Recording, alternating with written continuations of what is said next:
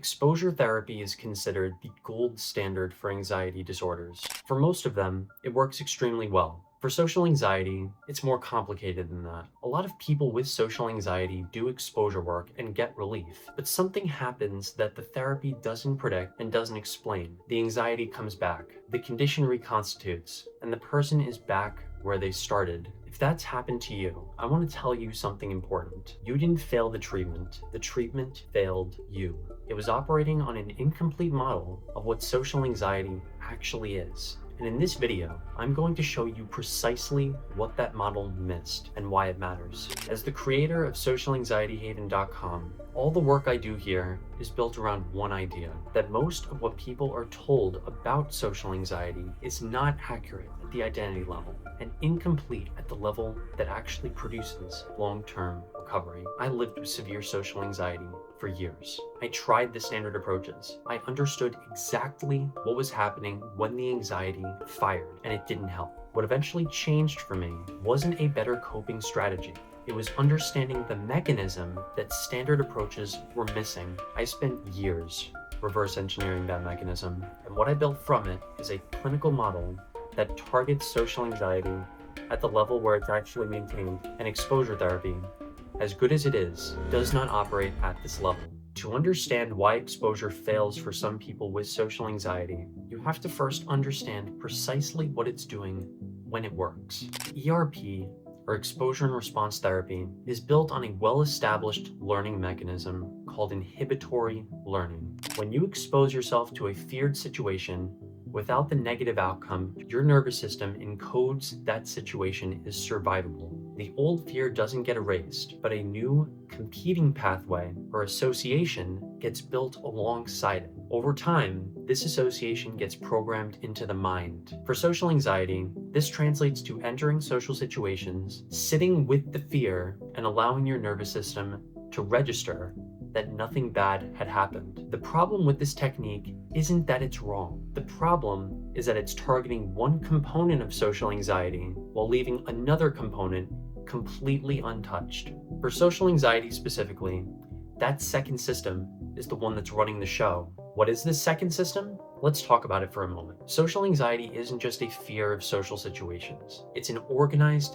theory of self, a deeply held set of beliefs about who the person fundamentally is. That theory of self is built from years of negative social experiences. By the time someone is in a clinical setting doing exposure work, that theory of self has been consolidating for years or decades. And when it forms, it maintains itself. Psychologist William Swan calls this maintenance system self-verification, the drive to seek out information that is consistent with how we perceive our self-concept, regardless of whether it is positive or negative. Here is what this looks like in social anxiety. Imagine you are in a therapy session with a counselor and you tell them that you feel like people are watching you. You aren't sure why, but for some reason, you can just feel like they are.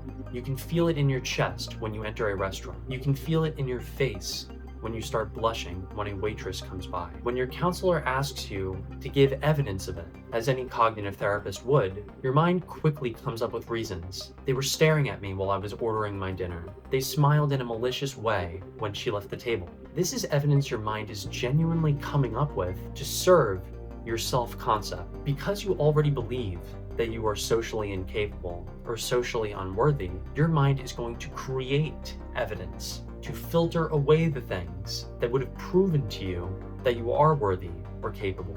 In other words, it is your self-concept that is generating the evidence to serve itself. This is exactly why exposure alone runs into a structural ceiling with social anxiety. You enter the social situation, the anxiety fires, nothing catastrophic happens. But the self-verification system reaches into your memory of the situation and selects evidence that best serves the self-concept you have created. I am unworthy. I am flawed. When I was in the middle of my own social anxiety, this was a persistent problem. I could do everything right in a social situation and still walk away convinced that I did something wrong, that I was a disaster. The person I was talking to wouldn't like me anymore. What I didn't realize at the time was that these feelings weren't irrational. It was a mechanism that nobody had a name for.